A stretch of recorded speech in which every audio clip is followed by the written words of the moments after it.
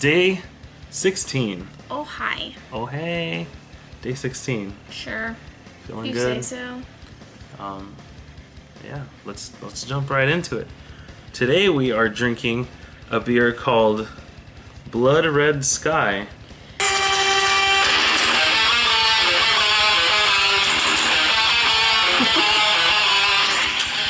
And there's some Slayer for everybody. Some Raining Blood. It's from... Is that gonna get copyrighted? Yeah, I don't know. I might get hit with a copyright on this one, but it's fine. It's from Innis? Whoa. I'm gonna say Innis and Gunn Brewing. Festive. Yeah, right? It's a barrel-aged red beer. It's gonna be interesting. I don't know. I don't think I've had too many of these. It's 6.8%. It's aged in rum barrels, so it might have like a little rummy aftertaste or something. The flavor is supposed to be vanilla, mixed spice, rich fruit, and chocolate. Yeah, we'll see. We'll see, indeed. And the finish is supposed to be warming and mellow.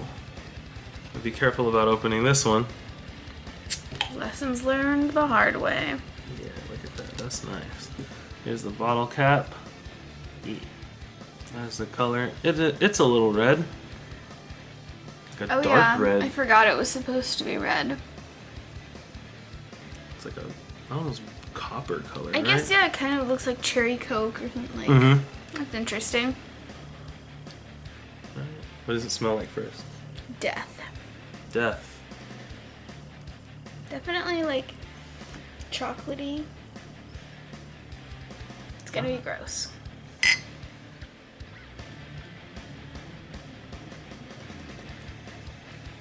Ooh. Oh, not as gross as I thought, so that's a plus. I like it. You get that fruity aftertaste. Let me read this off the bottle. Blood Red Sky sets a scene. Warm Caribbean sand, flickering candles, cold beer, and the anticipation of the night to come. From this place came the inspiration for this brew. Jamaican rum barrels meet Scottish red beer, unlocking notes of vanilla, rich fruit, and lively spices. Find out how we put the barrels into the beer at their website. So what do you think? I think it's pretty easy to drink. Yeah. Pretty tasty. I think this is one of the easier barrel-aged beers. Easier to drink barrel-aged beers that I've had in like ever, maybe. Yeah, usually they're like deathly. Like I said, like you're like, yes, this has been in whiskey. Yes, this is bourbon. Okay. There it is. But yeah, this is not like that, which is nice. How many skulls do you give it? 4. Giving it 4 skulls. 4 spoopy skulls. Do you want do you want to explain it or just? I'll get there. Oh my god. Oh, it's so demanding. Definitely better than I thought it was going to be, which is always a plus. Very smooth and easy to drink with no drying component or like funny aftertaste. Obviously it's a dark beer, which on one hand is my preference, and on the other hand I'm like, my teeth, no. But it's not like a black, like a this stout is or a still porter. gonna do stuff to your teeth. Yeah. I mean, really, like any beverage that's not water is gonna do stuff to your teeth because it's not a clear beverage. So, like, I mean, I guess that's what, I mean, it doesn't matter to that extent, but like, this going to make your teeth this color with enough regular drinkage. Yeah.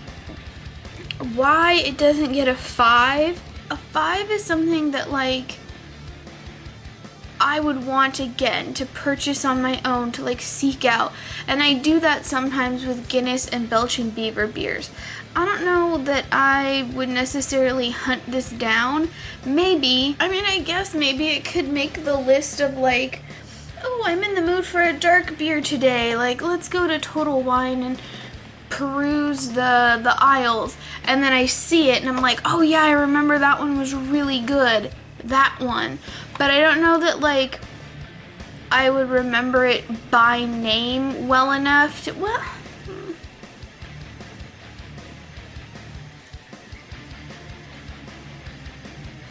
it's odd in the sense that, like, as smooth as it is, there's not a ton of flavor.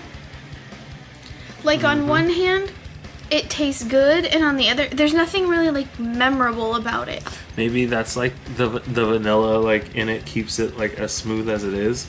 And so I don't know, maybe we're not mistaken, but like we're seeing or tasting the vanilla, but it gets overpowered by, like, I taste the spice and the fruity stuff. I don't really taste the chocolate thing at all, but maybe the vanilla is what keeps it, like, easy to drink and, like, real smooth going down. I don't know that I necessarily taste chocolate, but Yeah, I got nothing on the chocolate. I can, like, smell it. That kind of, like, bitter, like, I don't know. So I think maybe time will tell on this one. I mean, clearly I'm going to finish this because we're right here. Go team.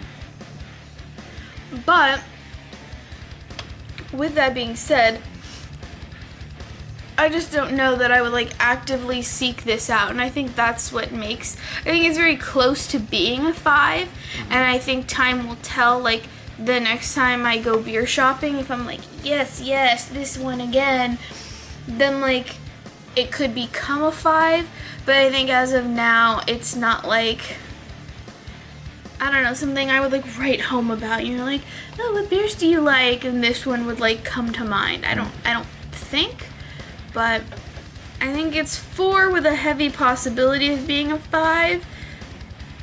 But we'll have to go 4 just because it's not quite like, yeah, this one, like, right off the bat. I am also going to give this a 4. I think the only thing keeping it from a 5, like you said, like I said for other beers, like, it doesn't have that, like, X factor, I guess, like a thing that I'm looking for, but I don't know what to explain. Like, I don't know how to explain it. It's good. Again, like she said, if we were at Total Wine and, like, I was looking for a beer, but I don't want to get, like, something I always get, or, like, I'm looking for something, like, I know I'll like, but like she said, like, I like Belching Beaver too, or Dawn of the Red, or, like, other things from Ninkasi. Like, I'll see this and be like, hey, you know what? Like, that was good, but it's different, so I'll grab that instead. And so I think it's a good 4. I want to say people who like red beers might not like this, because if they told them, like, hey, this is a red beer, like, a red beer is more bitter and it's got, like, a bigger flavor, I think. This is like a porter red, like, or a stout red, because I think of red like Jeremiah red, or like Red Trolley, yeah, and those are almost sour. Not sour, but bitter, I get. Yeah, like, those like are more, they've got that Red. crisp and whatnot. So, yeah, I could see this being very different for someone that enjoys a traditional red. I think this is a good way to get somebody off of, like, lagers and ales, or you know, like we always say, like, Bud Light. Like, people who, like, oh, I don't really like red beer. Like, hey, here's a red beer that, like, isn't a big punch in the face like some are. Yeah, but I mean, if they're used to drinking, like, light-colored beers, this is completely different than that. I mean, I think this is this is a segue between a porter or a stout and a red. This is kind of a far cry from anything That's what light and weedy. That's what I like. Just something to, like, mix it up for them, I'm saying, like... Well, mix it up is different than, like, a segue. Oh, yeah. Well, my bad. But it's got the unanimous 4.